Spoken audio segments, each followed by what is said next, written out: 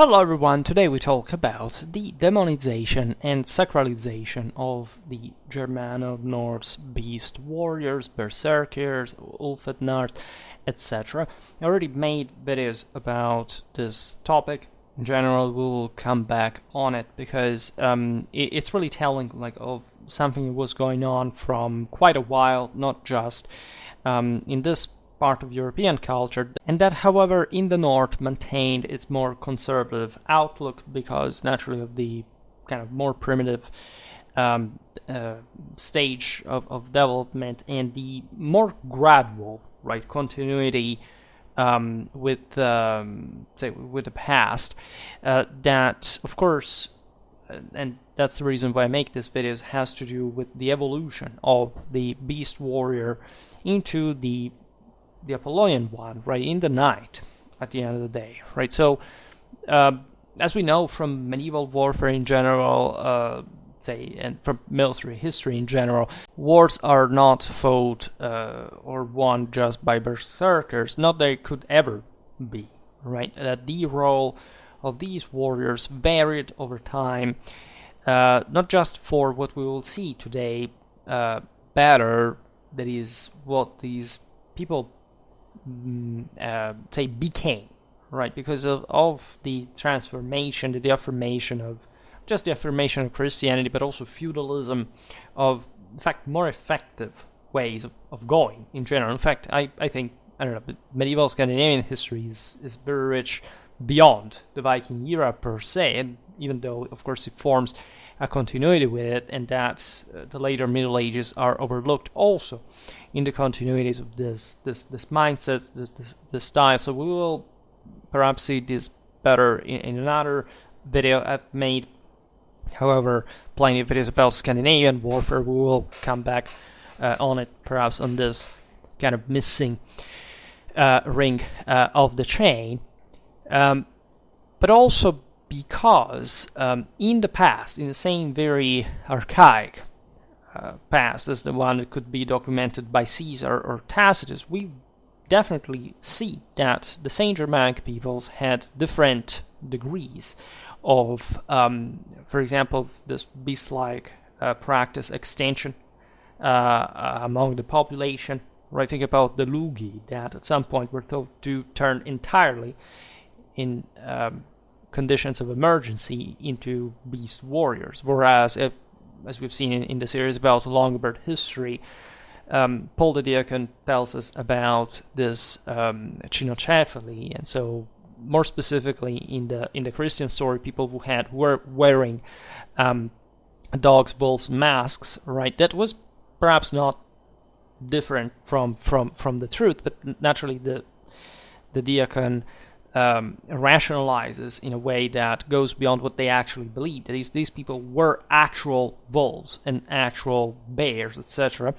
My surname, by the way, derives from the Germanic for bear, which is fascinating because it has to do with the berserkers as well. If you look at the suffix as well, but we will perhaps talk about this on another occasion. So I'm sensitive, but let's say this was a practice really carried out by all, tribal cultures to some degree. You find this in Siberia, in the Americas, and the only thing that changes is the type of animal, depending on the climatic zone, the environment, and the fauna. But generally speaking, there were some common universal characteristics of some animals were in fact intending a very specific role of these beast warriors, that I will treat, in fact I intend to treat in other videos now, but the chthonic element here, the fact that especially the wolves they were somehow more common even than the bears, that already were something more human in outlook, There is a lot about that in mythology, in symbolism, in anthropology, etc.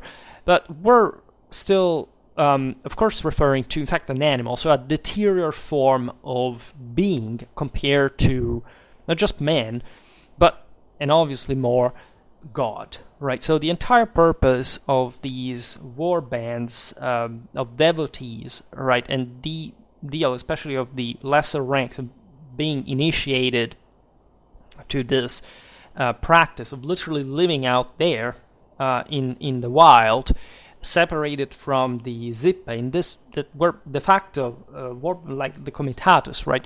And so initially also very functional elite troops, at least for Germanic warfare, that was still mostly about something else.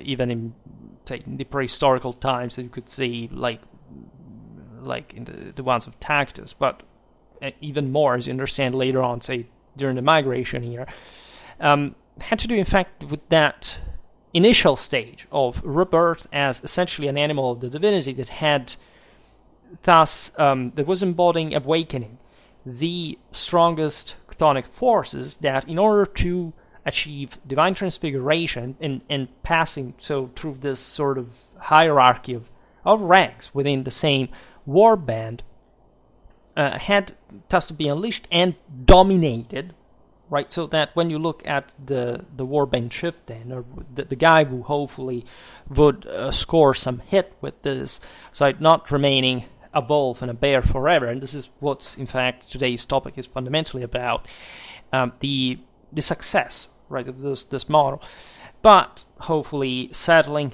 down and after having killed, raped, etc., having essentially created a new community, right, of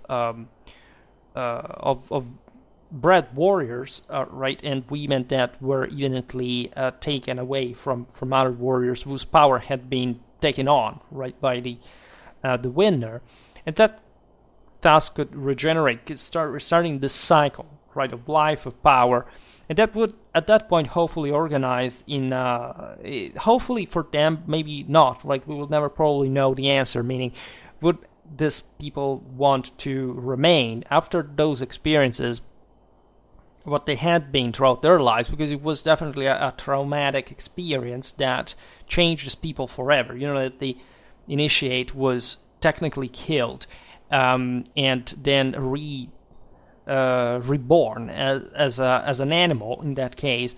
So the former human being did not exist anymore. We know it anthropologically speaking. You change name, you change everything, right? But then, of course, yes, they hoped it would evolve into something more, into something, in fact, more successful.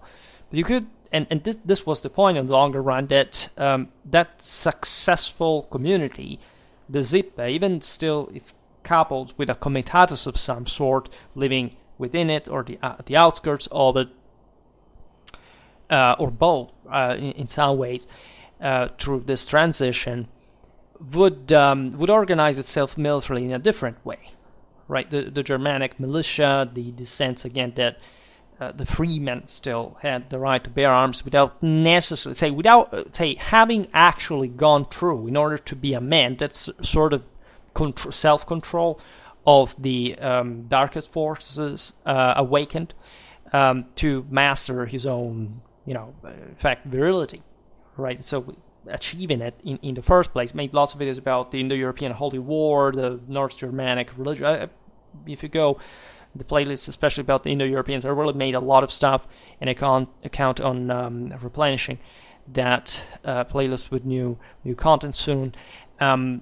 But they would cooperate in a very different way from the one that the Comitatus still maintained, let's say, as an appeal, but it was evolving during the early Middle Ages as essentially what we know as feudalism, as knighthood, right? And remember, knighthood was fundamentally about this, right? The sense of dubbing the this sort of spiritual rebirth, etc. Even the violent, even the slap or whatever, was actually a reminiscence, a relic of that brutal anthropological practice that for which people sometimes died, right? Remember, always these war bands. We know for the Celts, they picked a guy every once in a while and killed him, because the sense is that you did not belong to yourself anymore, right? The wars had to be taken out. The weaker had to die, and it had to be especially sacrificed in this sense to the deity,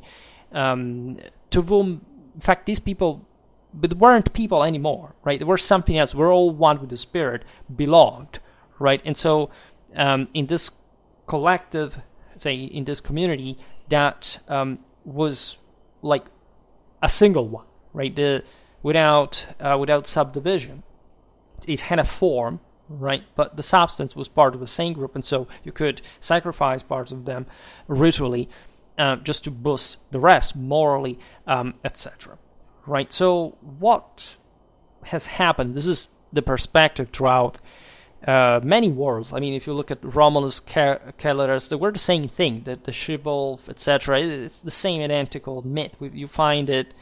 You know what those Latin war bands did. You know how prominent the sense. I made a video about the Roman Draco, for example, the Daco-Iranian influence, and that they all did come from the steppes. They all did come from that in the European cauldron, right? And you find this. Even Egyptian pharaohs had to do with wolf skin, and you find it again really everywhere. And the function being exactly the same. What happens during the early Middle Ages is that Central Europe, Northern Europe, so the places during which in antiquity this practice had, at least in the sanitary world, remained the strongest, because as we've seen, the societies were more primitive and more warlike and more just they had to do this because otherwise they would die anyway, so there was not much of an option. Would feudalize, but still being very close mentally to that background. And so what emerges in the Comitatus meant the Frankish way, the Carolingian way, is exactly this, right? The retinue of the senior, with this Basi eventually are rewarded with the land conquered, all this sense of redistribution of weapons, of leadership, and at that point, of course, the wealth accumulated, say, in places like Gaul, right, where mostly, the flower of European cavalry would develop from there on. Of course, the secularization of the modernization of mindset had brought just ipso facto for the power achieved, like these people not to be wolves or bears anymore. Right, that's a lesser status that doesn't correspond anymore to the kind of lifestyle that you actually can afford. Right, so not, let's say, strengthening yourself by sheer force of will, but with horses, with lots of land, with lots of people work for you, etc. So not just like a literal animal living in some fringe forest of the world, right, at the outskirts of at the limits of the universe, trying just to survive by eating other people, because that's also what they did. Now,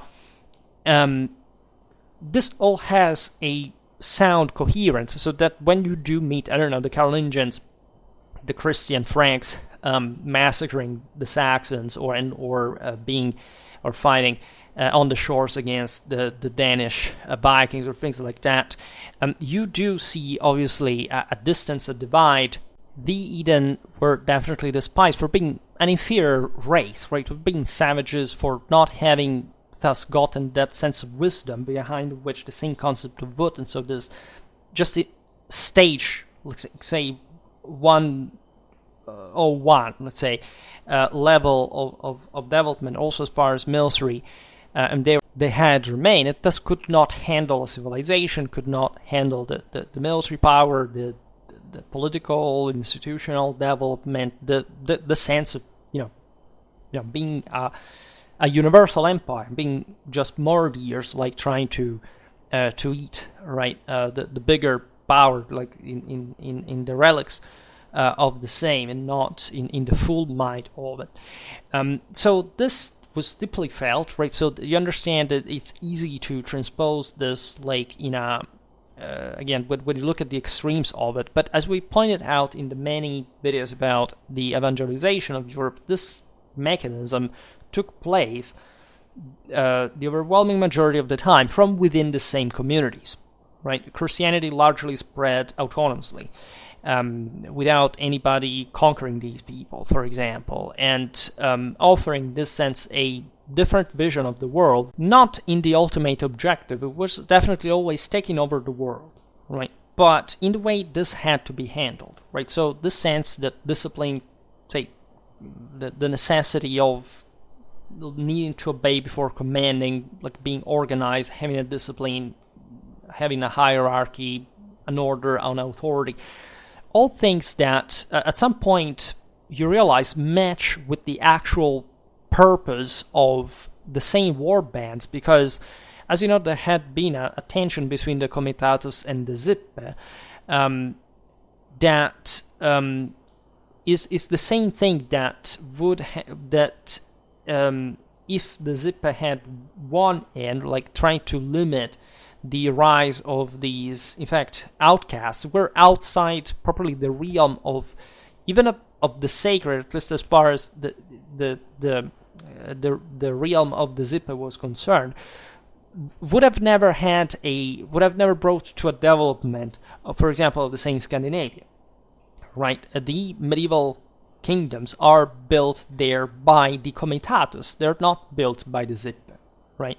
The sense, again, the feudal power and any kind of elite or aristocracy, as it existed all over Europe, was consolidating power by using a brutal iron fist and cutting to pieces anybody we thought to have a chance, right, to withstand that, is actually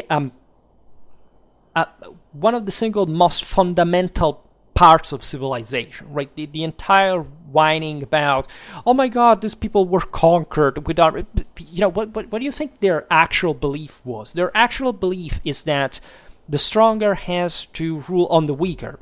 They were the weaker, they got defeated when they were, and it's not just that they disappeared in the process. On the contrary, also because, as we were saying, this clashes mostly happened within themselves first, but also that when even they were massacred, deported, like Saxony or other peoples, like in the Baltic Crusade, etc., they still lived on, right? And they lived on in a more advanced stage that, after all, was what they themselves were looking forward to through the achievement of the war bands, except, of course, they would have liked to be the authors of that achievement, not just having suffered it at the hands of some foreign people. That is sure.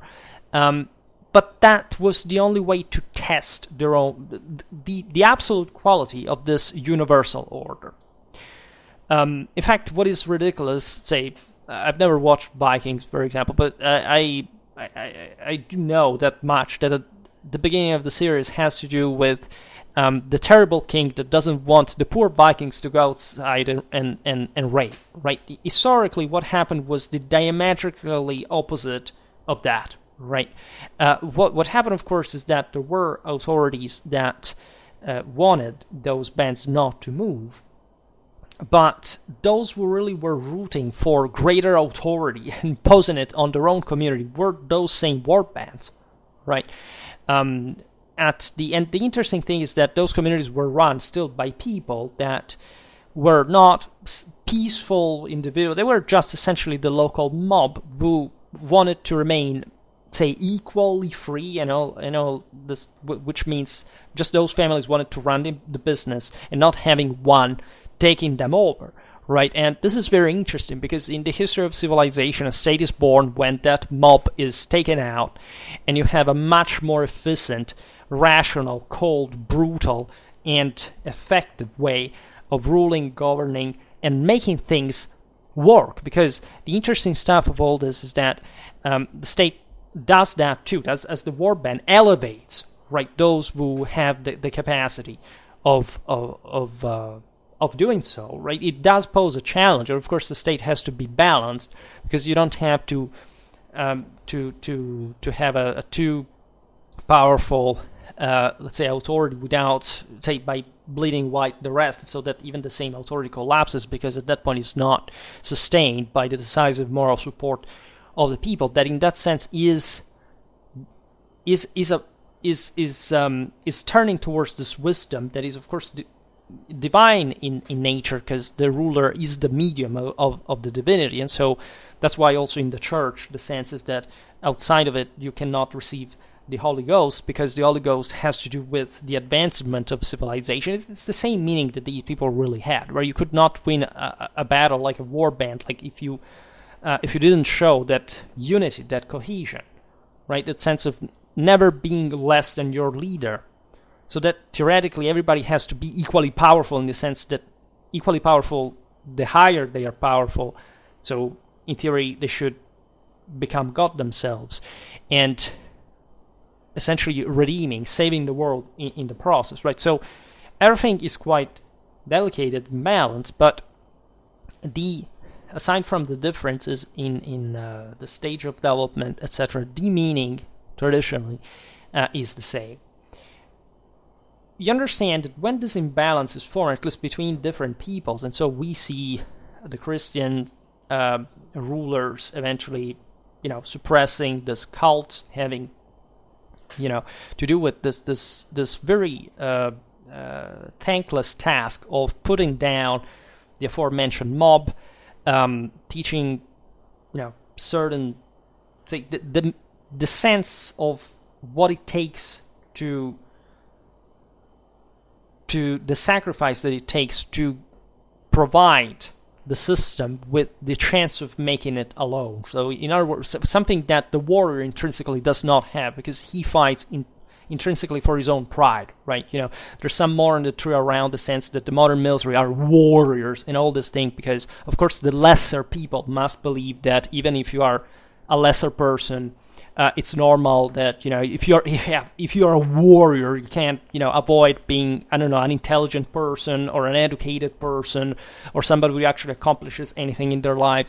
No, that's a completely different thing. The military is formed historically, in fact, on the rotten corpses of warriors, right? And this is the most beautiful thing there is out there, because the sheer level of absolute heartlessness, right? Athena embodying this beautifully, right? Killing without blinking an eye. This is pure civilization. This is the meaning, like, of the pure rationalization of the connection between politics and war. This is what made us elevate ourselves from savagery and increasing dramatically our destructive capabilities, because that is what makes a civilization. So never underestimate the amount of tradition that actually exists within what we call modernity, but without distinguishing, let's say, separating the wheat from the chaff, and pretending that, now it's just modernity, but tradition doesn't exist anymore. Any kind of achievement is due to a traditional virtue, right? So there are lots of other things going on, such as that the more you entrust yourself to the collective, the more you get dishabituated to actually accomplishing yourself. So coming actually less to the sense of individual prowess that was asked to these individuals, but to do what? To remain a final rank soldier that would be just not thinking about the rest. No, the only purpose of that was to rise in power, to become a leader, right? So to acquire that sense of rational, cold-blooded vision, that the same concept of Wut, Visas, wisdom, vision, they all come even there from the same Indo-European etymological background, have to do with the idea of merely the eye of Ra, merely changing the word by thinking with the eye of your mind what you want it to be, because that's a divine power, divine wisdom.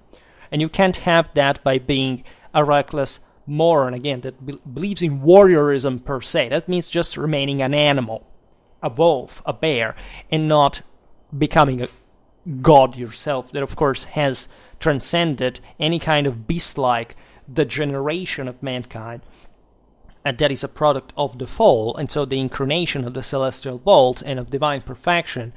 And that again instead is, again, the essentially we live in this phase where, of course, being just an animal is the new religion of the lesser people. And the interesting thing is that lesser people are going down, finally.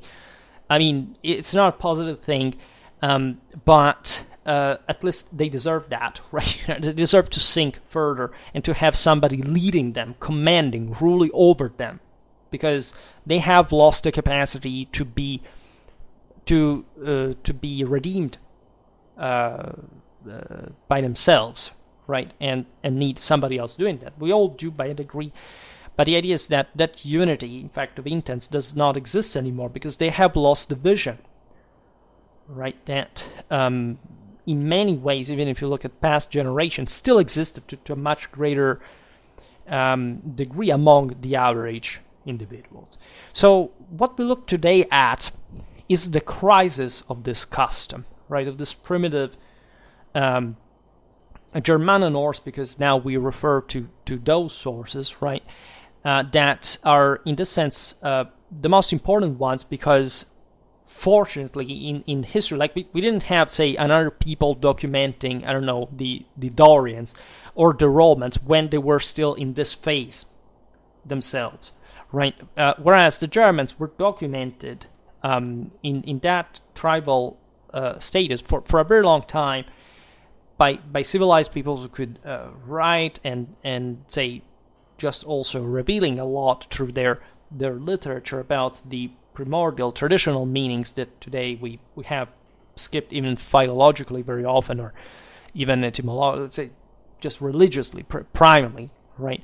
And that thus offer us this good millennium, fundamentally, until the end of the Viking era, of substantial, right, copious information that allow us to describe this for us. This is beautiful because we don't have it, say, clearly for, at least not as much for, I think, any other people historically, if not maybe like in the age of colonialism we have something, but the same Europeans by that point had lost a substantial amount of awareness about those behaviors.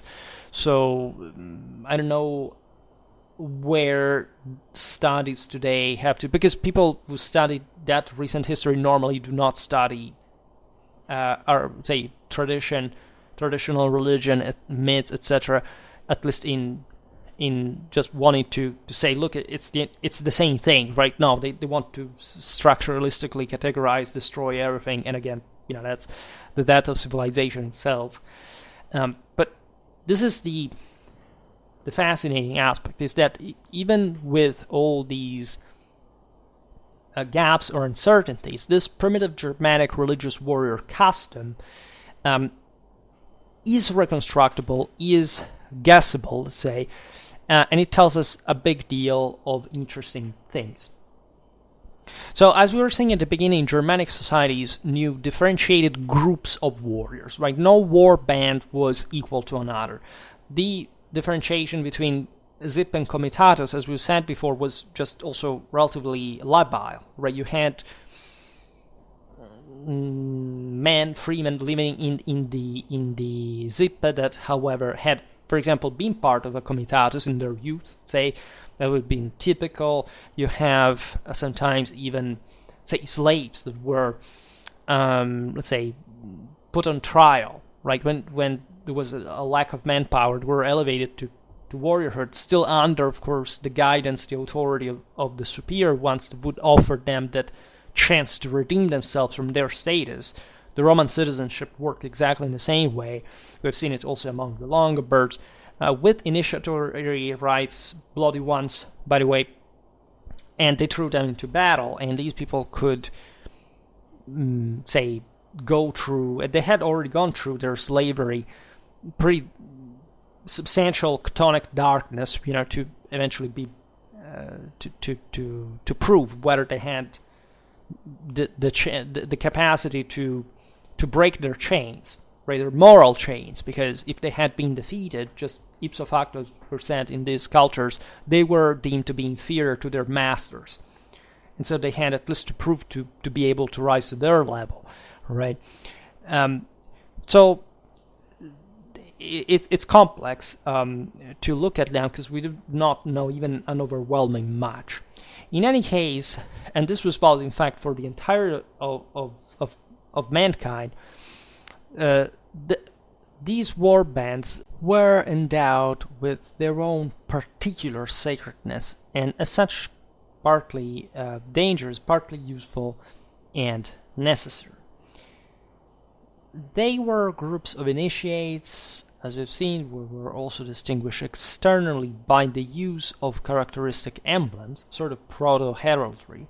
Right? So remember that was sometimes even on allegedly respectable medieval warfare books, you find, look, this symbols on the Bayeux tapestry were not, heraldic stuff yet. They were just decorations, right? It didn't have any particular. Are you freaking kidding me? This stuff existed from antiquity. We know it pretty well, even for any army, telling the truth. Because again, even in the civilized ones, let's say, there is the same identical thing. There is the same heritage. There is the same legacy coming from that background in any form of symbolism, right? Even colors represent different things. Naturally, a great part of that knowledge to us has gone lost, but to them it meant a big deal, because it was the normal view of the world, and just God was perfect, right? So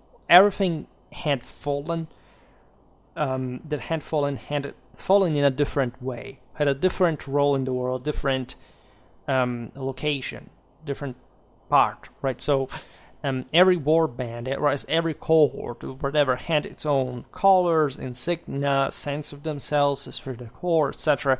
And even though, of course, there was some degree of uniformation, this still didn't mean that what could not be uniform could not be used. Also because always remember that to these people what mattered was not the annihilation of warriorism per se, but which is also impossible de facto, but the channeling of it through a disciplined end, right? That's functionally, mechanically how it happens. You want these people in combat to really be able to chop people to pieces, and you need primordial hatred to do so. But as the Clausewitzian Trinity tells us, you also need a rational guidance, also a taste for gamble. The latter specifically the one of the military, right? Primordial hatred is just like the people. It's a social thing, right? But the military truly likes the Russian roulette, right? And yet you must have a leadership also of yourself through pure reason. Remember Athena before? Well, she is, together with Apollo, the most Apollonian.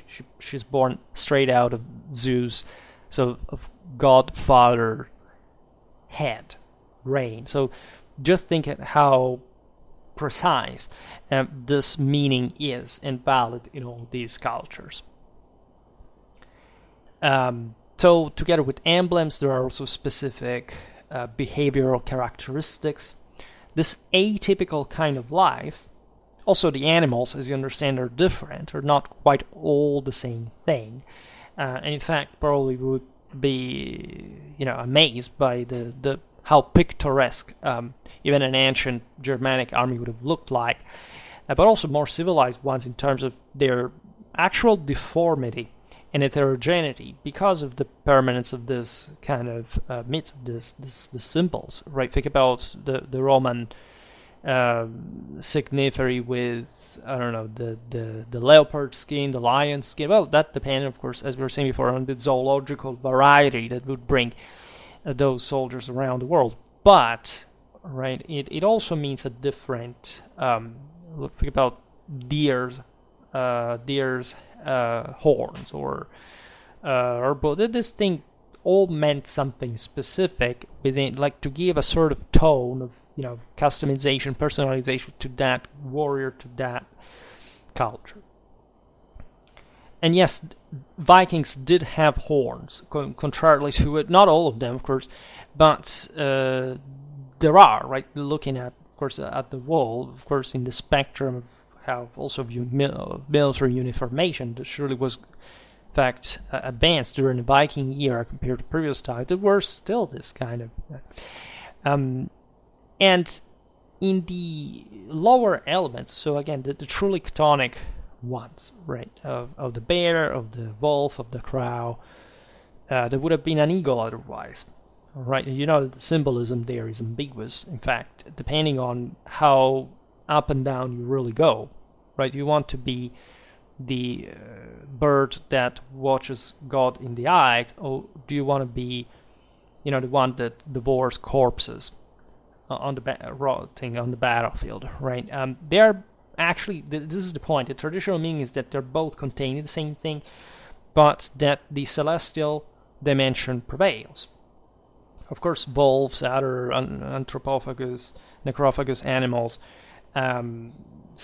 represent that, but they can also bring you to the underworld, and if you have failed to transfigure in holy combat, so no Valhalla, but that is out.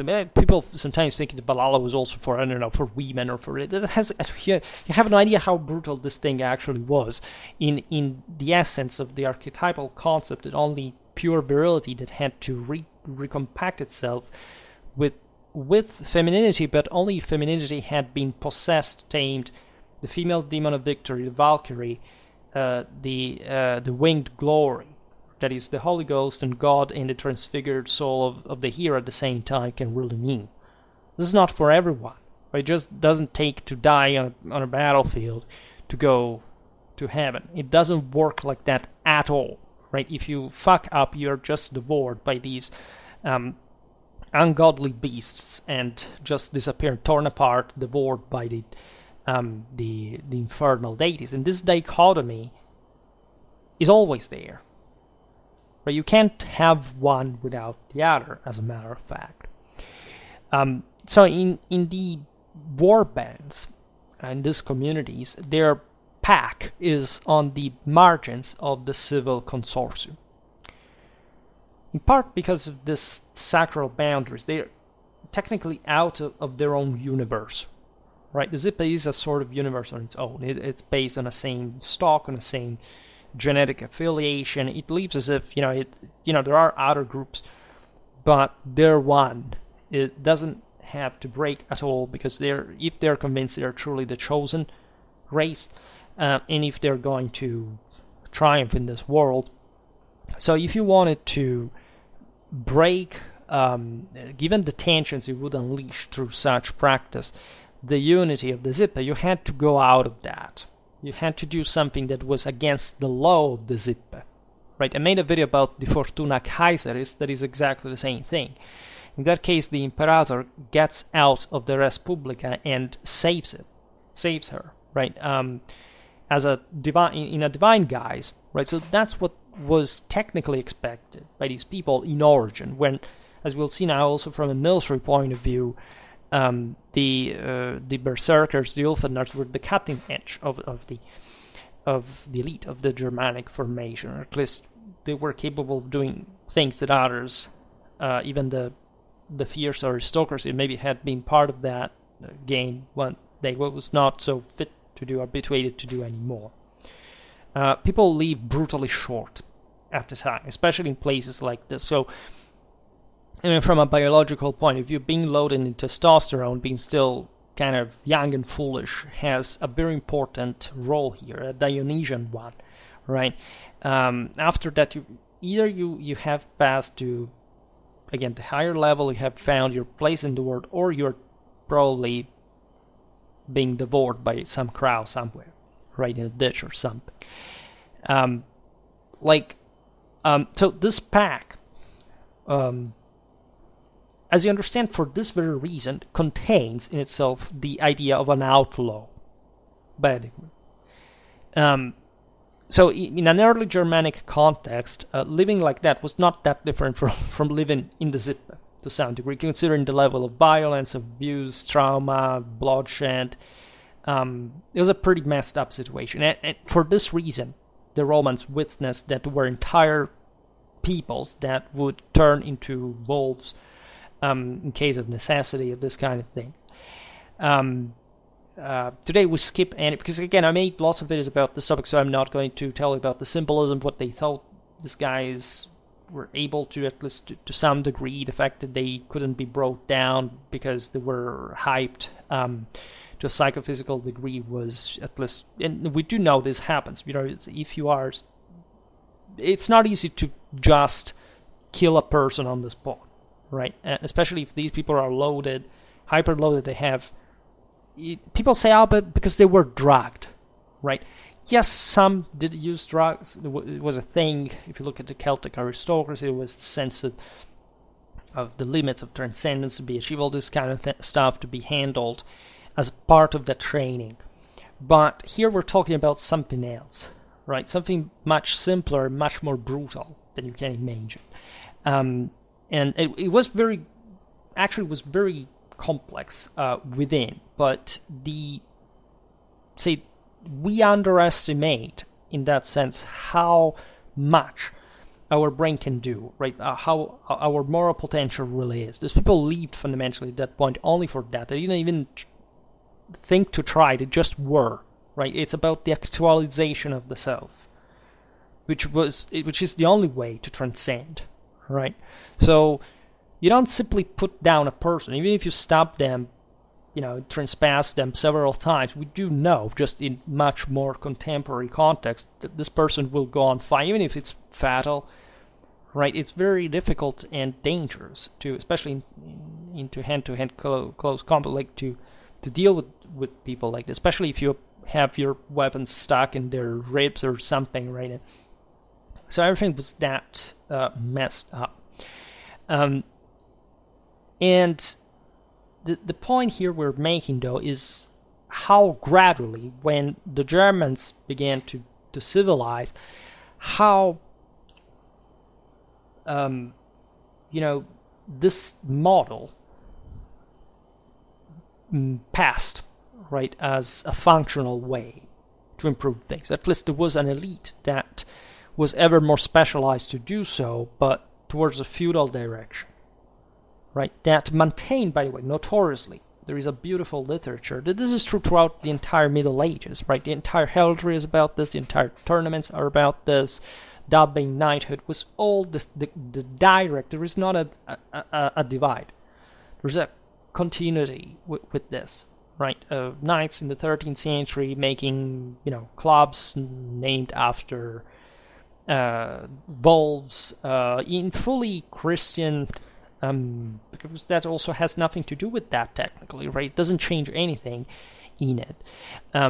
Actually, can even boost further that aforementioned kind of civilized, rational, collective discipline to unprecedented levels, and that's why, in fact, those guys didn't exist anymore on the battlefields in the first place. It was the same knights, right, to a much more advanced stage.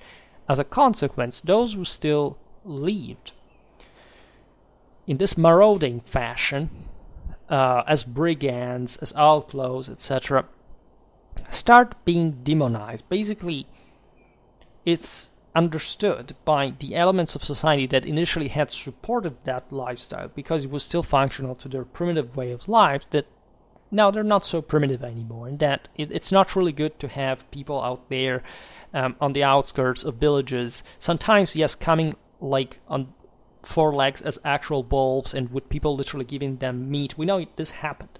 Other times, really, raping and eating children, and you understand also why people began to burn others at the stake. This is all the whining about, people, burned people at stake for superstition. By the way, human sacrifice was widespread in antiquity. It was basically the same thing, but nobody whines for that. That's how much anti-traditionalism, National Socialism has kicked in instead of the imperial Catholic tradition. So a fourth estate of religion against the divine glory of universal world domination. And the entire point of this all is that you would, in fact, at some point, put an end to the pretty sorrow state and objectively insignificant existence of these people. And how did they explain this? Well, they explained that because there is always a balance, right? There is always a way in things. There are certain limits you cannot surpass, right? If the entire point of divine transfiguration passes through handling like this balance and spirit winning over the matter, so the darker aspect of the force, if you just live out there by wanting to disintegrate society at the end of the day, because you just care about yourself and you're not able to go beyond, also because you're weaker. These bands are weak now, right? If they cannot cope with... That's why they live in the forest, in the woods, at the fringe of civilization, because they suck, right? They cannot best carry out guerrilla. They cannot face a drilled, disciplined army in open field. And as such, what's their purpose exactly? There's always, of course, in a society, the need of an extremistic fringe to make things messy, but to the point of strengthening the core. That is, of course, the one that actually matters. So these people began to be the fringe sort of anti-civilization, anti-state, anti-whatever, for their own beliefs that were in theory, again, yes, we're leading such a great lifestyle because that's how it's supposed to be, except you don't conquer anything. So just on the base of tradition, you're not able to achieve anything. In other words, you fail, so you don't have any divine power, or the few that you have is surclassed by far by the rest. So what do we want to do with that? As I told you before, civilization did grow over the corpses of these people. And together with that demonization, because there were actual demons, I mean, the entire purpose of that initial stage was to summon demons to know how to control them within themselves.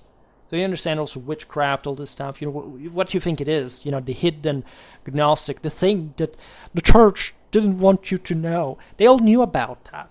It's just us today that are radically underschooled, that do not even know these most elementary traditional notions, and that need to make up conspiracy theory. To do what? To cope with the fact that they're weak and powerless. Doesn't it remind you of something? Here, it's the same identical thing. It's a populistic fourth essayer whining about nothing, right?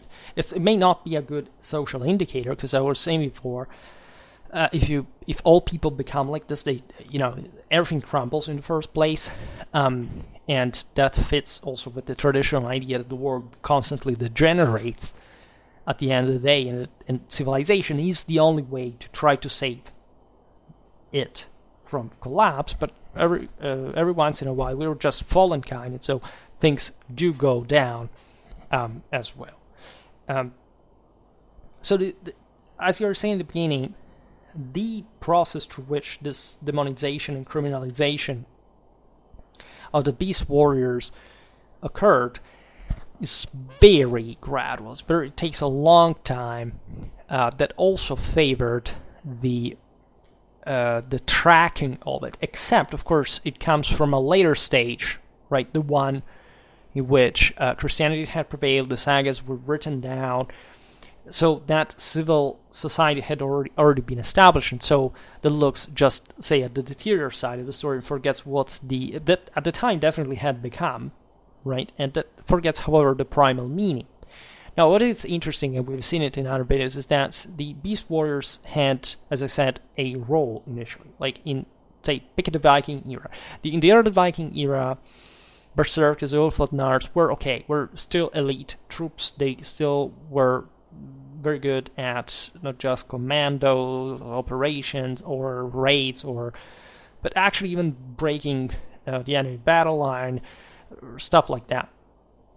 By the Mid-Viking era, they had changed to the degree of becoming essentially more specialized mercenaries in some tricks, techniques, combat, specialties, etc. That were still employed, but at the only at the side now what were being established as bulkier armies and more drilled ones, more organized ones, and so on. By the late Viking era, these people were just brigands, outlaws, right? And also they had, and as such they sucked, meaning that not even peasants were afraid of them that much, right? Entire legions of werewolves, there's plenty of this in European folklore and beyond, have to do with this. It's the peasant that has his chicken killed by this weird animal, and he meets him at night, and this guy's weird, but he's also weak. He's torn apart. I've talked in my videos extensively about the psychodrama that was happening in the heads of these unfortunate beings. Some of them lived like that because after what they had gone through, they could not get out of that anymore. Right? We talk a lot about trauma, post-traumatic stress, but let's say my suspicion is that reading these things is that, in spite of the horrifying things that the modern military undergoes, it definitely at some point leaves irreversible damage, etc. The intensity, the indoctrination, the mere, let's say, depth of these experiences from a spiritual point of view is something that we do not see anymore. It's a bit like weapons, right? Today we have the best technologies, engineering, whatever. We can create something these guys could not even dream of, but we can't replicate a sword ergonomically, functionally, that would be good for them. That they, even with their sacking technology, still would make better than us, right? Because their life was much more intense in that regard. So these beast warriors very often were addicted to that. There is Igor's song in the Eastern Slavic folklore. There are lots of episodes that tell you that literally these people could not, they entered the state, they could easily kill each other. Basically, the entire sagas show this brutally. There is a curse on them. There is already the obvious understanding, as we were saying before, that you have to take the way of the left hand, the way where the fire of death blazes, that I made a video on about the Dionysian and the role in the divine transfiguration. That is per se negative. That is dangerous. That if you go too much far ahead, you're done for. Either you kill yourself, you're not able to essentially come out of that anymore. And these people, we do know that from some sagas that they even eventually got out of it in some way, but they started being farmers, peasants, they started living a normal life, but they couldn't. They had to go out there at night. They had to kill. They had to owl at the moon, or this kind of things, right? And we find them in many other cultures. Among the Cumans, we see that again in the steppes. All these sort of things were still going on for the aforementioned reasons. But it was so traumatically brutalizing and violent that you couldn't quite get out of here.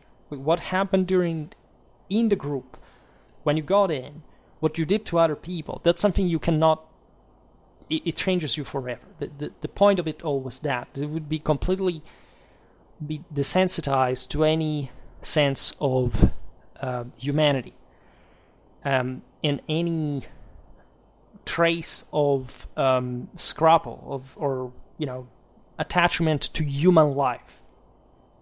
You had just to kill, right?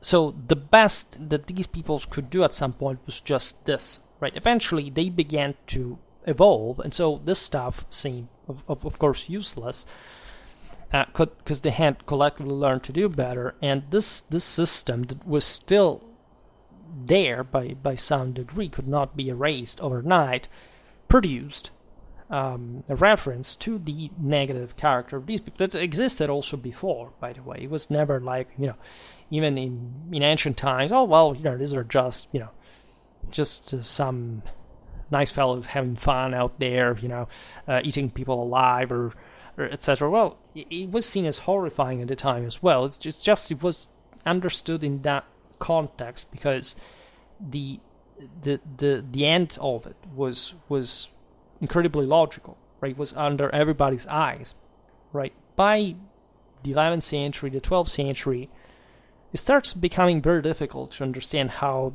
that can even be a positive thing, also because it doesn't work at all. So when you have among the Nordic societies the spread of supra-tribal and then royal authorities, with the progress of Christianity, going or paired with that, this stuff is put down. As much as resistance to power concentration, to discipline, to authority, etc. goes. In fact, legal texts, or rather legally interpreted texts, lead to a very significant equation of the concepts of wolf, bandit, outlaw, in short, friedlos, that is, the one who, because of his crimes, society has been deprived of the Friede. That is, I made a video about the Friede, also for later times up to, I don't know, the Swiss Confederacy, this kind of stuff. As you know, it was a specific institution in the Holy Roman Empire, because these guys have placed themselves out of contact with the Friede, in fact, that intimate force which ensures the peaceful development and orderly life of the Sippe, which can also be translated adequately only on the external level with the Latin pax, but the meaning is actually saying, interestingly enough, Friede, notoriously, is a peace in arms. Right, so the judgment here is not the, oh my god, these guys are violent, violence is bad. Right, that's what people believe today in an anti-traditional world. In that world, they didn't believe that at all. Right, Friede, he maintains the Friede, the pax, etc., is the world ruler. He's the one that rules on behalf of God, that has demonstrated that he can keep that peace because he has the deterrent force to do that. Right, in the Holy Roman Empire, we've seen the Friede was a way of saying that there is a mess going on. Well, these people start raiding, conquering, killing, whatever. Now we put forces in common with a league to stop this, which means that you have to go to war with them, right? And especially because this Friede is conceived already evidently in a civilizational sense, meaning that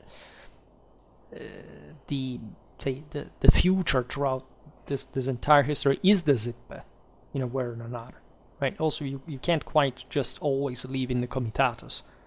Yes, you can die in it, right? It would happen, as we've seen, very, very, very soon normally, but it's in fact not for everyone. If not, as we've seen, in emergential conditions, and in exceptions apparently, at least for the historical times where these things are documented. So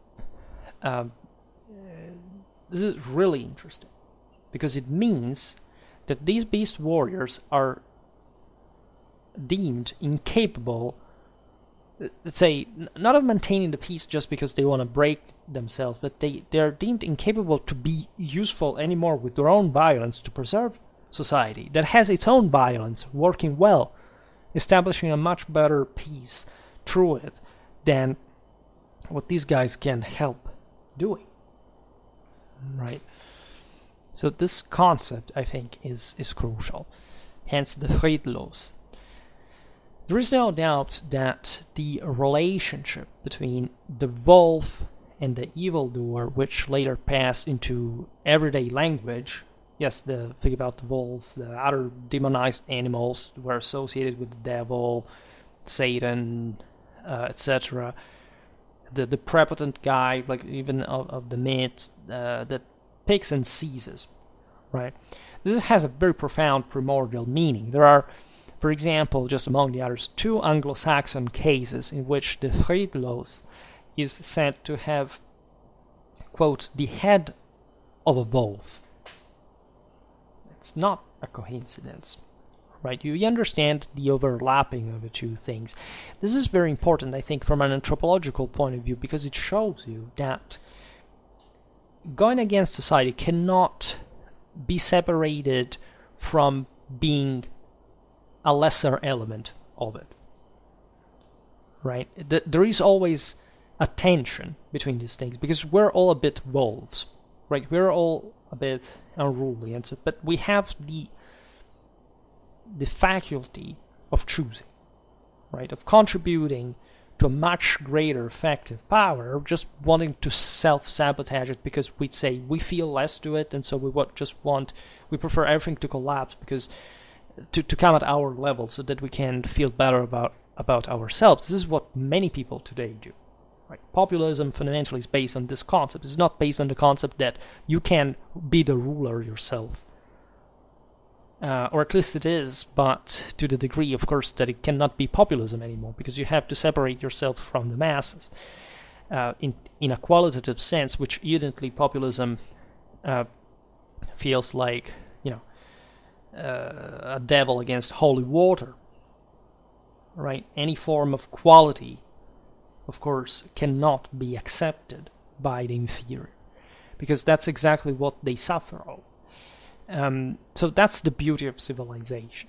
And even more interestingly, the outlaw seen as a beast in the Nordic world is paralleled with the figure of the outlaw, yes, but the outlaw as a coward and a perjurer, right? Beast because he's unworthy of being called a man. This thing is crucial, right? These people failed at being what in theory they should have topped. And so, because you see the perjurer, the coward, the vilification of this guy, because the concept in the ancient tradition, you see it in the Achaemenid world, and there are lots of sources about this, is the idea of not pursuing the truth, right? If you're true, you never lie, and if you always do an act correctly, you will earn the imperium. If you tell a lie, such as justify your lifestyle because you pretend to be better but you do not succeed, you will not succeed, because whatever imperium you had will fly away from you. Right? So this happens as a lot of plus and minuses for everyone, right? Just think about how lying is associated with politics, at least to some degree, right? Some part of it in a skillful way, but there is always a price for that, and it's the price of our fall that is still ongoing, because we're ever more distant from God in this vision. Always remember, think about the Asgard that has to be stormed. Some of the Aesir will die. We do not know whether the forces of good will prevail or not. So this is what these people believed in themselves very clearly. It is true that the presence of these herds of outlawed warriors was fatal, above all for the estates on whose shoulders the burden of production rested, right? Since they were the ones who paid the price for the violence and raids, the peasantry, right? The peasantry would call their lords to kill these people. We find it on many occasions. This is true for these bands. There are some episodes, for example, in medieval Germany. I think I made a video about, not specifically that, we will come back on it. There are beautiful reads by Benjamin Arnold, this. That is the royal forests in the 12th century. And in Germany especially, they were a big deal, because there were many and big. And this belonged to some lords, but there were lots of these outlaws that lived around and in the woods, a bit like Robin Hood, right? Except without the romanticization of it. And of course, in an anti-civilization, I loved Robin Hood, especially the Disney movie when I was a child, but I still had problems with the entire concept of stealing the rich, right, to go to the poor, at least, in that. I was aware that there was something not working exactly like that at the time. I loved Bloody Mary, but what can you do about that? That what really interested me. But there are beautiful sources, documents that tell us one of these lords telling to the brigands simply as that, if I come there and I find you in my woods, I will hang you to the trees. And those people went away. Right? So this is normally what a civilization, if you ask me, is supposed to work like. Right? Defending property and killing who stands in the way, for that matter. Of course, with a balance of, say, not just of say, for the weakness of our fallen status, but realizing that just giving a minimum to a person can mean a lot to them, and so you can't hope to make them transfigure, but they have to make the entire work themselves. You don't have to maintain them parasitically, which is also what, in a sense, these people were doing, because when, as we'll see now, they knocked at villages and said, give us our women, or your cattle, whatever, excuse me, what did you do exactly to deserve that? Right? Unless, if they could do so, they would do it, but they would then transform themselves into lords of some sort that would be the first ones to exterminate everybody who would behave like this, right? Again, the masnata, the senior, the comitatus, the vasus is present throughout the entire Europe, right? Different degrees of, but it stems from the same concept. It's the leader, the chieftain, with his military retinue that are these motherfuckers, actually, like to a great extent, but still they are the ones who make order, right? So there is a limit beyond which order, made in a certain way at least, can be checked, and something more functional can kick in. At that point, that force will crush the weaker and will extend the freedom. It's incontestable, really, that the Friedlosigkeit was solemnly proclaimed before all the assembled people and had the value of a kind of civil excommunication, which really was sacred in many ways, as we will explain now, which completely separated whoever was affected by it from his people. Right? This aspect is fascinating. Remember what I was telling before about the Vikings going out there and essentially going against the rule of the Zip, right? We know for the colonization of places like Iceland, etc., that the group moved, that the community, the immigrants moved, and there were some priests, pagan ones, that said, look, because of the law of our people, nobody can overstep the others, because we want to maintain a freedom among, let's say, an equality of power without everybody overstepping. In part, this can be functional. Again, if eventually everybody grows because out of their merit, like stronger, you can preserve that for you. It's better than, let's say, it's better to live among a group of virtuous people than having one guy only with that standard ruling on lesser people altogether. You want really society to develop that strongly, but that's the point. There was a balance, right? And you couldn't say, well, I take more land than the others, because the others would not allow you to do so, right? When the Vikings start going overseas in their adventures, they come back loaded in slaves, riches, and so on. They, of course, start gathering a much greater power. There are more people that are starting to work for them, because these people have the resources to pay them for those services, and seigneuries, a greater power start affirming itself. And so the smaller groups were essentially just fighting to maintain their own privilege when let's say, when there was much more to earn collectively from this kind of other enterprises. So the Vikings actually unhinged that system. So those who succeeded, of course many Vikings wouldn't succeed, but say that's how Scandinavian monarchies were established, or any other monarchy for that matter, or a state, can say, of some sort, to just become evidently more powerful, more advanced. Right, so if you block that process as well, if it's not just a political negotiation to share the benefits and to determine the conditions of that, it becomes just like a sort of, I want just everything for myself and the others get nothing, right? You do not reinvest your resources, right? In all these cultures historically, in the ancient world, wherever, you had to constantly reinvest everything. First of all, because the surplus was ridiculous, and you had to do it in the first place. You wanted to just have the next harvest, right? But much of this investment was also in war, and so in the realization that if you didn't expand, you hardly had the capacity of improving your condition. Somebody else would do it in your stead, and you will, if you just don't resume the initiative succumb, because conflict is just out there for any power. And so this aggrandizement of power, this is also the traditional objective in the world of mankind, was inherent, the mechanisms that we're reading from both sides, right?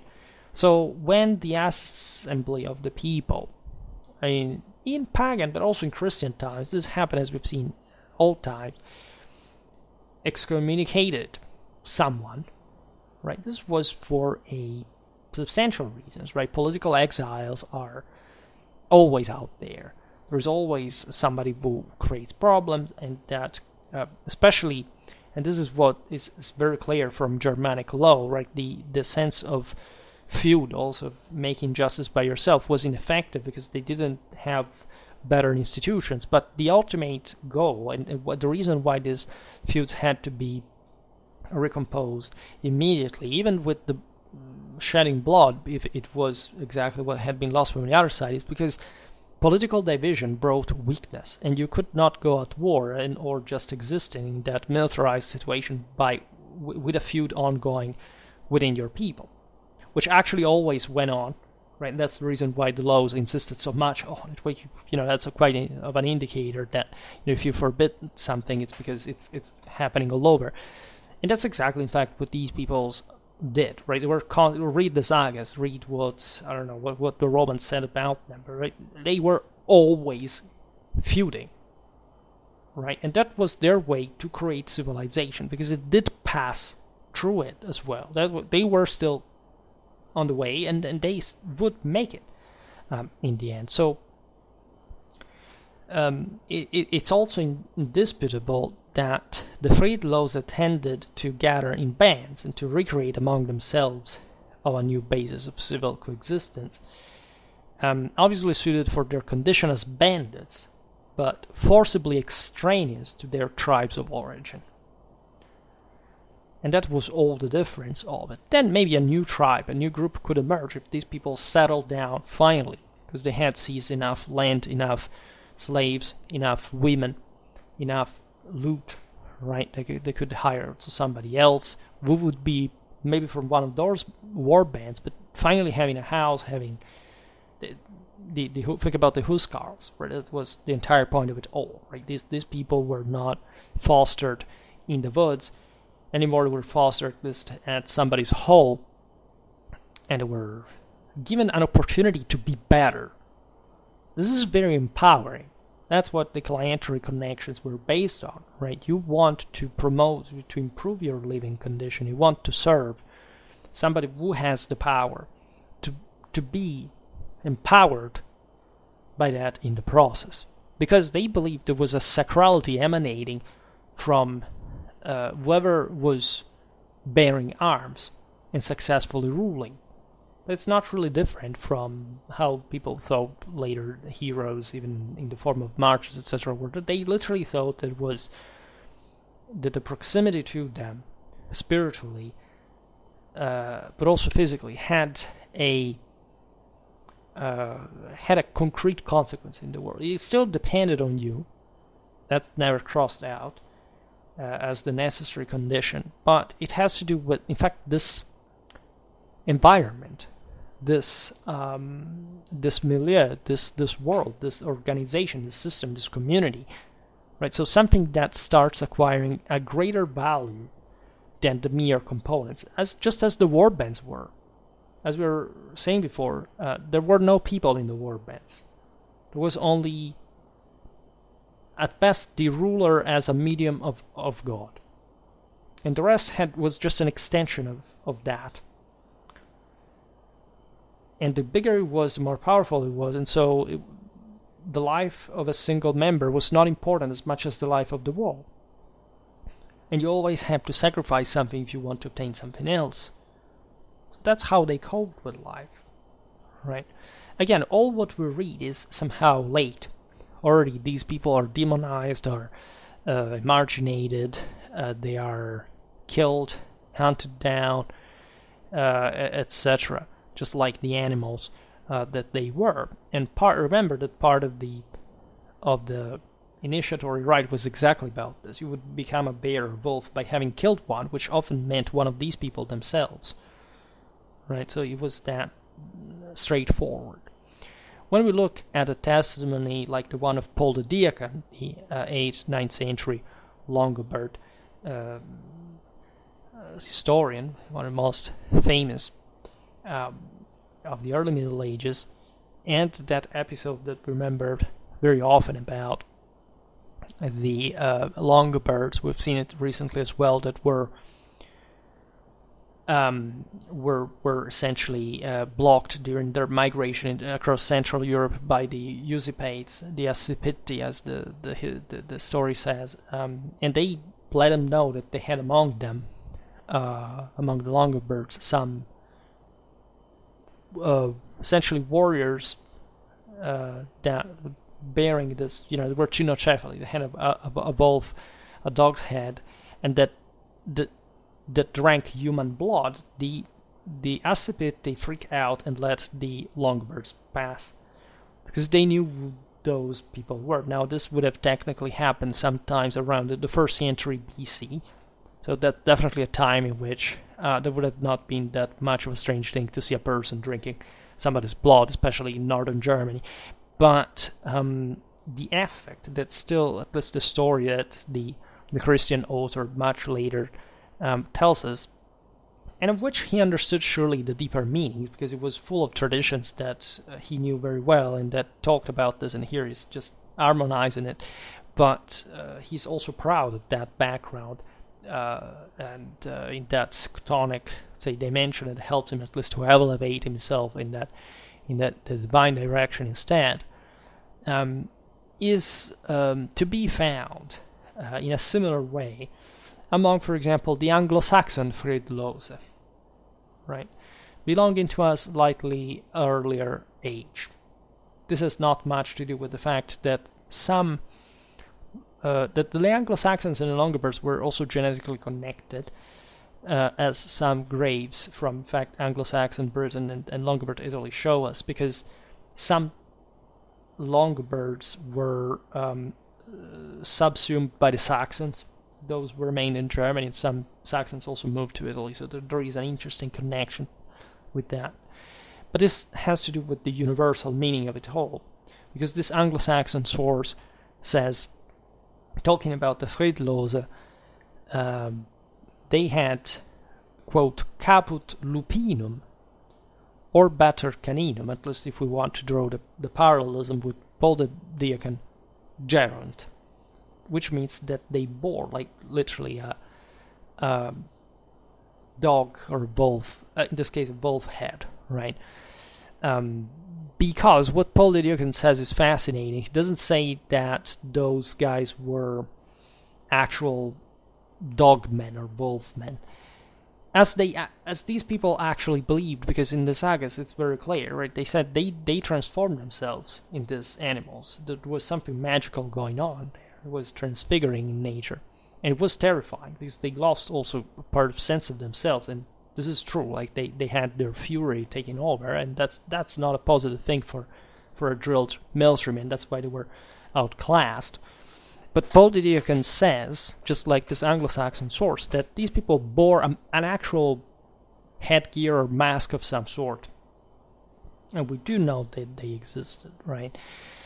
So they clothed themselves as either they wore the skins, as we know, or similar stuff, right? There were also ritual outfits of some sort that were exactly designed to express this. And in this Anglo-Saxon source, the Friedlose are a distinct group and dangerous, yet not extraneous or excluded from the other people, like kind of the Anglo-Saxons, the Longobard people as a whole, right?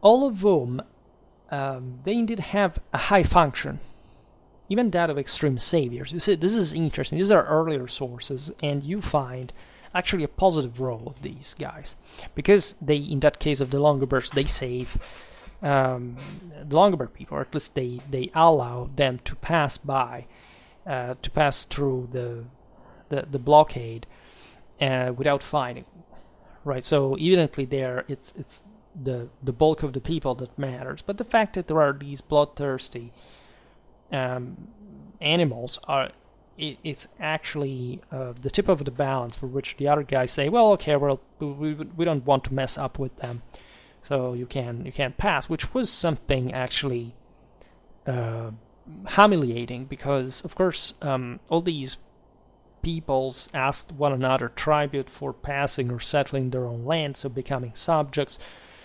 Nobody was tender with one another. So the fact that it would be enough to show these beast warriors to the enemy and making them freak out, like would say, you are the actual coward. These guys are stronger than you, right? So it's definitely, as we also Tacitus tells us, etc., that so these people had a very collective function. They weren't just outcasts in the earlier days at all. Actually, they were somehow the best, perhaps, of the heroes, of the champions that they could field, right? And there are similar instances of champions chosen in the same Longobarд history, etc., that evidently have something similar to do with them, and we know that, in fact, there was no clear distinction between the two things, right? You don't want to know what the Longobard champion of the 1st century BC looks like. It's better not to know, right? It's just as much better not to know what these guys looked like with the wolf heads, etc. Also, there is no doubt that in the later sources, such disturbing feral warriors tended to be removed from the civil consortium, and conversely the outlaws to be compared to them, to such an extent that a new group had to be born, syncretistic of both. And indeed, the Scandinavian sources, berserkir and vikinger, do, because in a sense, as we've seen, they were part of that Comitatus for their lifestyle, finally began to be constantly assimilated with a meaning that, at least from the 11th century, assumed a clear and absolute negative character. For example, the Norse leader John de Volde, beaten in 1171 near Dublin by Anglo-Norman troops, so we're essentially a Norse Gael context, and bearing in the epithet Volde the senseless, in the sense of fury for how wood had been semanticized by that point, right, as a linguistical consequence just of the cultural blame there. So, but this was the memory of Odin's fury, right? Wood, I made a video about the Indo-European sacred fury, and we have seen how basically everything, even virtus, the virtue, do we say, we think it's something much more, let's say, it stresses the plenitude of it, but in the ancient Latin meaning, it had to do with this. Virtus is the virtue, in fact, of man as such, and as such as a warrior specifically, right? So this capacity of attaining at least, and so with the wisdom, the visos, the vision, video, etc., that is all the same. That is the wisdom that Odin's give you, God Father gives you, when you are able to finally tame that senseless fury, as it starts to be called here. In fact, Wood id est furor, right? It's said in contemporary sources at this point.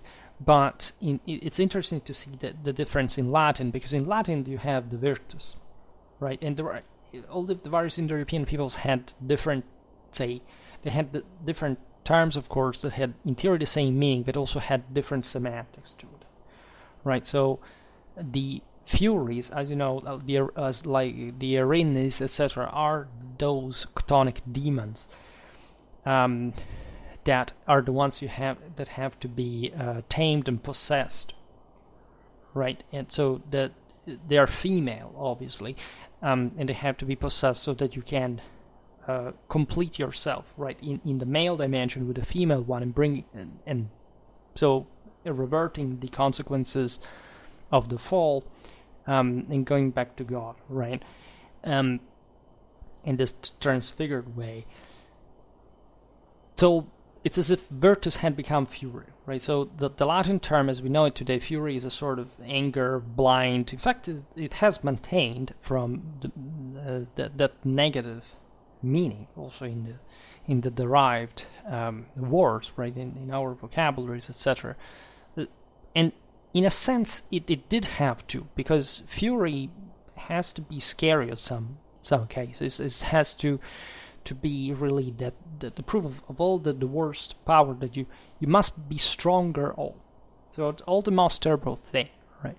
Here was exchanged for the accomplishment, from the wisdom in itself, that did contain fury as well, meaning that without that you couldn't quite even be stronger than the others, but you had to be able to control it in the first place, right? Without the Dionysian, you can't even have the Apollonian function in use.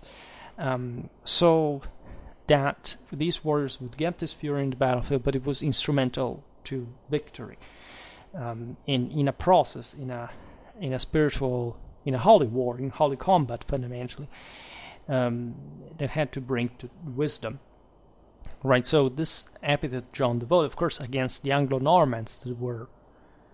I just made a video about the Norse Gaelic armies at the time. So, of course, we also talk about the Anglo-Normans. We know what the difference was in scale, right? The Anglo-Normans were civilization. These other Norse Gaels were something very primitive, very wild. And that's why this guy is called as a fool, right? But the term Vode maintains that sense of the Wood, of course. So the one who was invaded by the Wood, and that was famous for this. It was understood as a compliment in that more primitive context, because if he's invaded by that vision, he's very powerful and very, very cool, right, for those guys' standards. But evidently, he wasn't so cool to win enough, or to rule over enough people, and I think to end that well, right? So Christianity finally managed to transform the man-beast into a case not only of absolute antisociality, but also of possession by demonic forces. And this is actually spot on, right? It's the correct interpretation, because it's as if those guys had remained just, provided with the chthonic Dionysian forces, unable to transfigure, unable to transform them into something productive.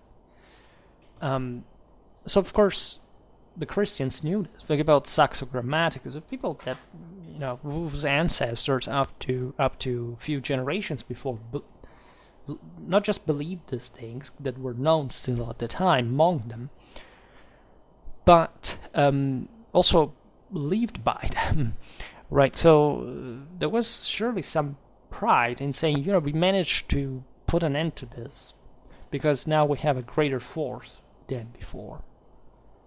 And as you understand, in pop culture, this is always misunderstood the other way around.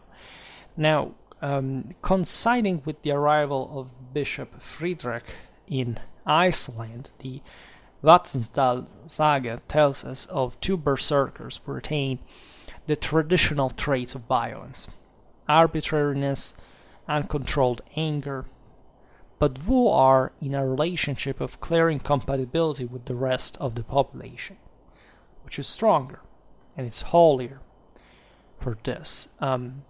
So that instead of integration as seen in Tacitus, Paul the Deacon, and certain sagas, here we have completely the berserker understood in the brigand, right, in the outlaw, in the guy that is still actually scary, but can be defeated if you let people know how you can defeat them, that you can be stronger than them, if you can arm yourself, if you can have a reason, a discipline, a cohesion, something that goes beyond the contingency, this scary fury that is just there only to scare you, but if you're stronger morally, you can defeat. This is the same concept technically that those guys were in theory living by, and that even in these cases they were failing at, right? Consider that these people here that are with the bishop are the same people again that knew what that. Of course, this is a bit of an say a geographic episode, so we don't get the voices of it. But these people knew perfectly well what this thing was. Surely they had recent ancestors who had been berserkers themselves, right? But exactly for this, they understand it's something negative compared to what they can have with a stronger society. In fact, the story goes that these berserkers were, quote, disliked by men as they demanded women and money from them by force, right? If they refused, they challenged them to duel. Does this remember you something? This is mafia, all right? This is like mobsters, like, I don't know, also a far west reality where, again, literally you could simply arrive to a place and say, give me everything you have, otherwise I'll kill you, right? This is hush money, tribute, etc., except at a scale that it's ridiculous, right? And the story says that these berserkers barked like dogs, bit the edges of shields, and walked on fire with bare feet. So all signs of this craziness that had to be functional essentially to go into combat without feeling pain. There are psychophysical ways to do that also, but not only with drugs.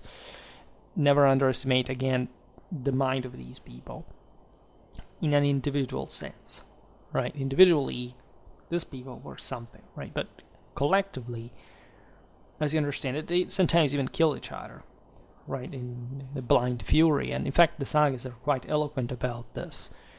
There is this initiatic relation, fathers and sons, even, that eventually kill each other because they were blinded by this status by entering the skin of the animal that they literally became, right? While in this saga, the berserkers are treated as possessed by evil spirits. And again, technically it's correct, even from a Christian point of view, because they had to summon those spirits to be literally possessed by them and becoming them. That's the entire purpose of berserkers and úlfhéðnar. That's what they had to do necessarily. Otherwise, they couldn't even enter the initiatic system. So on the bishop's advice, they are, however, frightened with fire, killed with sticks. This is something reminding Dracula at Similia, because, quote, iron does not bite berserkers, right? And then their corpses are thrown into a ravine. Think about this in, again, terms of werewolves, vampires, etc. That's the case, right? That's something that is evidently able to get supernatural power. So there is something good with that. This cannot be denied. But the capacity of turning this into something positive is absent. That's where the power of the spirit should be. Also for the warriors that made it to be superior to it, that become impassible and just cold and not crazed in fury, in order to become slaughtering machines and quite effective ones, right? Ones that can cooperate together and wipe out even bands of these rabid dogs. So in short, what is necessary to maintain is that the association of warriors, initiatory and secret, lato sensu, I would say, introduces into the Germanic tribal fabric a new principle of solidarity, based no longer, or not only at least, on the commonality of race, but on choice, right? So not just the matter, zoological materialism, but of the superiority of the spirit over matter, which is the entire traditional point. Never underestimate how chthonic these entire mythologies of the North really are, right? As you can see also in the Irish one, there are enormous chthonic forces and not much of light all around, right? Because they knew how dark the situation really was up there, and the the manifestation of these darker forces was somehow more overwhelming, right? Think about the Maor again. Think about, I mean, it's plenty of also, in fact, the female archetype still having to do with war, etc. Because this was the spirits of the pre-Indo-European peoples, that of the civilization of the mother, that somehow had remained stronger at the fringes of Europe. So there is a new warrior value at the same time, a common ritual heritage, right? A certain precarious position with respect to the homogeneous and compact body of the various ethnic groups, right? There is, because they, as we were saying before, they're also very fragmented. We're small groups, right? So this sense that the greater power can truly transfigure a greater amount, because it is a greater power, and it is heavier because it takes more to rule the world than just proportionally the single pieces of it, right? There is an added value that is exactly the one that spots the superiority of the spirit over matter, and that makes divinely transfigured mankind and saving it entirely, right? So the beast warriors have their own distinctive corporate spirit. That's the core, the beginning of it, right? The Comitatus are created surely from the same matrix, or on the basis of some mimesis with respect to the initiatory warrior groups, right? By grouping young people from various peoples, seen as in the case of Ariovistus, for example, the Swabian, who fought against Caesar. And so we should always ask ourselves, because that even about the latter, we don't know so much. This was a king of the Suebi, Caesar says, and they were moving to Gaul. Who were these people? Were just an entire people, etc. Would you think of them just as a big comitatus, even if they had women or children with them? Say this doesn't necessarily change the degree by which this could have been. So outlaws, even in this case, maybe some outcast tribe or group that could not stay anymore, was obliged to find for another home. So probably partly them too.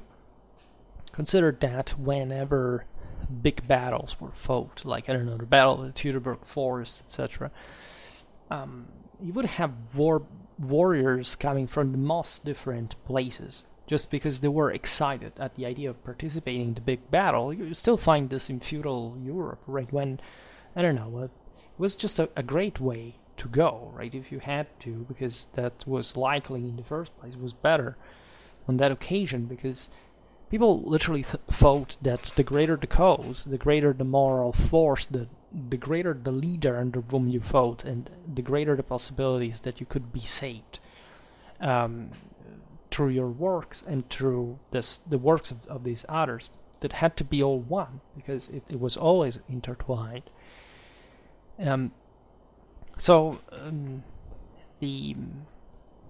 These war bands moving around always gravitated around the bulkier, like even the larger groups on the move. We've seen them even, think about the steppes. You have this core of forces, and then like all the swarms of lighter troops around, looting, pillaging, etc. That's a bit the same thing. So that the ethnic, social, and juridical origins of the comitatus could be varied, right? There was surely, as you know, also an age segmentation, right? The various ranks, the veterans were older, the novices were younger, of course, and so they had different tactical roles. Think about the segmentation of the Roman legion initially. The Astati were really the younger guys, and they were in the front ranks, right? It would necessarily work like that in other situations, for example, but say the idea that the Principes were the the old, say, the mature men with greater wealth also accumulated through war, and then triari were the veterans with the best equipment. Well, it's a bit about this all too. Normally the youths skirmished in front of the lines, and they looked a bit more like wolves, jumping back and forth in packs, doing this stuff, right? Not necessarily heavy infantry. So these aspects are surely fascinating. Think about the role of cavalry as well. What role did berserkers have with cavalry? It's difficult to say. It would probably mostly be infantry, because even just to own a horse, something very technical, requires a lot of expenses, some holding, stables, pastures, and if you live as an animal in the woods, you're not really even just needing cavalry. That's not going to happen. So you understand how the development of a military entails the surpassing of these models. The Friedlos could live and fight fraternally alongside the prince, however, on the way to completing his warrior training with an illustrious chief. We're talking recently just about the Gaelic Fiannas, and we know how it worked. The mere fact of sending a child at another court, that entailed an initiatory right. They were cut from their family, they were brutalized, and turned into warriors under the guidance of these wise guys, literally. You understand here even how the mobster's language is deeply ingrained in this mechanism. Because before statehood, that's how things worked for everybody, right? And in a sense, state is the implementation of that in a more efficient way, in a more intelligent, in a more rational way. At least on a larger scale, because that's also what this entails. You can have, in modernity, of course, a diluting of these values, but there is also, in these times, lots of unqualified people that just have to work to produce. And so there are people who still have to be accomplished. Slaves have to be made. Loot has to happen. Battles, somebody dying. All this is for making room to the best, right? And it's this eternal cycle of new waves of youth sent out there to redeem the world through this process, to purify it, to rejuvenate it, sending new fresh blood, right? In a way to select it, to test it. And this is perhaps the true and most direct mother cell of chivalry, with the proud sense of being an extra group of the best, literally, and with its loyal and intra-egalitarianism beyond any legal and social difference. Whoever bears the military belt is noble. This was true in the ancient world, the average. Say, if you were a freeman, you were a nobleman. If you could bear arms, it means that meant that you had a spark of divinity in you. You were not subjected, you didn't depend on... Say, there was a spectrum of this, because you always depended on somebody, clienterly speaking, but say, there was a level beyond which the freeman status was somehow categorized. Everything was very fluid and unequal. Every person was evaluated in a different way. But that was the point. It was about maintaining the balance, being part of the stronger group, the stronger people, and living up to that expectation, and having these mechanisms that were the only ones through which they knew they could improve themselves. Also from a spiritual point of view, just through the military. Right, this was very important. That's why, for example, all this system was militarized in the first place, right? Or why, the Romans were fixated with their sense of the right of, the privilege of actually being part of the army as making you a true Roman citizen. and identifying with that, and being close to bloodshed, gladiatorial games built only where Roman colonies were deducted, not in other places of the empire, because they thought that was the way to awaken it. Right? It was actually an elite thing, and the entire system depended on the hierarchy. Right? The military was, of course, superior. So you can argue that there was this practice, initiatorily speaking. It's still today in the military. You are basically destroyed as a human being and rebuilt as a killing machine, and that's the only way to make you an effective military man. There's no other way, right? The important is to do it in a way that it doesn't cripple you to the point that you're stuck in a place where you're not morally prepared and you go down.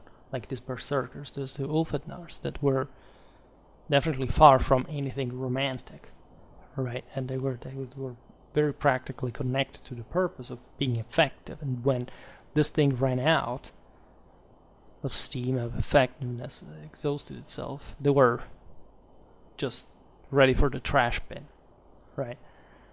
When others had stepped up, knighthood, chivalry, right?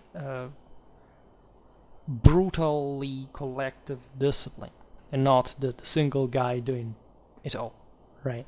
At least ideally, or just for himself, or without the help of others, or without the need of the collectivity, right? And we can easily see to which stage of development and military capacity that correspond, without a shadow of a doubt, right? So this is how we should consider the root of chivalry historically, traditionally, and functionally, because this is something that translated itself on, in fact, the battlefield quite directly. Right. Okay, I think we will keep talking, of course, a lot about this stuff, hopefully soon. For today, however, I stop it here. Just hope that you enjoyed this video. If you did, please share it. Otherwise, leave a like or subscribe to my channel if you're interested in my upcoming content. I thank you, as always, heartily for listening to me. I wish you a nice time, and see you next time.